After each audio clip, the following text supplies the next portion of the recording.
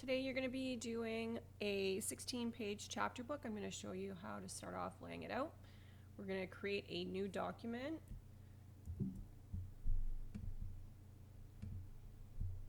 Go into InDesign. We're going to go New Document.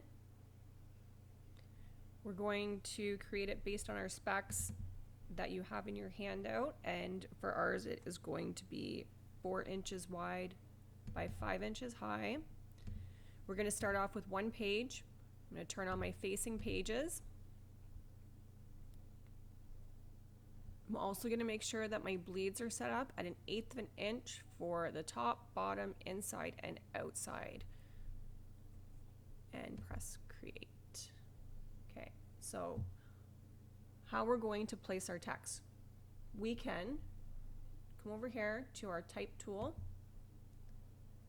create a text box, and then we can place our text. We can do that by pressing Command D. We find our text. My text, I'm actually going to take it from my desktop.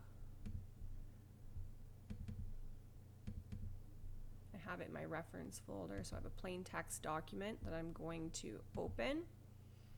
And you'll see here it comes in, it's coming in at 12 point. It's pretty big. We're going to have to adjust that later. We will do that later.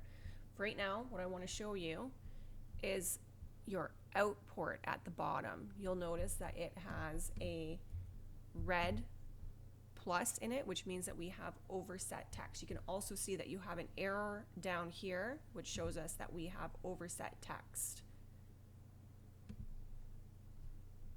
on page 1. Text. Overset text on page 1. That box will tell us our errors. So what we want to do is we want to make sure that we can flow this text in as quickly as possible so it saves us time when we are making our book. This is going to take forever. We're going to have to create new pages, to go over here, create a new page, let's create another page. We're going to have to take them, we're going to have to select our out port. We'll have to go down here, and we'll have to keep on doing this. If you have a 160-page book, this is going to take forever to do that. So let's try something else. We're going to undo this. Now I'm going to keep my text box there, but we're going to go back to placing our text. So Command D, find my text again, open. Let's do that again. Let's get rid of that text box. Command D, find your file. See, you'll notice that the cursor comes up as it regularly does with the lines indicating that it's a paragraph. What we're going to do is, instead of just clicking on our margins here, we are going to press Shift and click.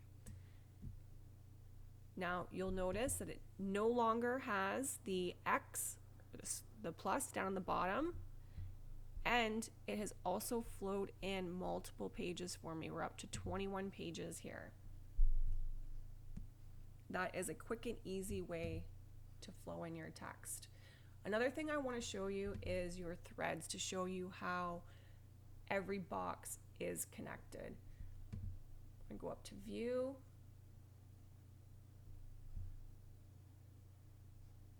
We're going to show, so in extras, we're going to show our text threads. Now you can see how our text is thread. So it will show from your out port, which is here, to the in port, and you'll notice this goes down through every single box. Okay. If we decide that we are going to delete a box, maybe we're going to start at page 2 instead of page 1. I can delete that. So now I have no text left on page 1. You see that it's empty, and my text has started on page 2. So that text hasn't actually, we haven't deleted the text, it's just deleting the text box and it has moved to the next one. And you'll see our threads are still intact, and there's no box up here, so there's no threads. Let's say we want to disconnect our text boxes. We're going to go to the import, click on your import, and you'll see that there's a link. We're going to go down to your output, click on that, and now you'll notice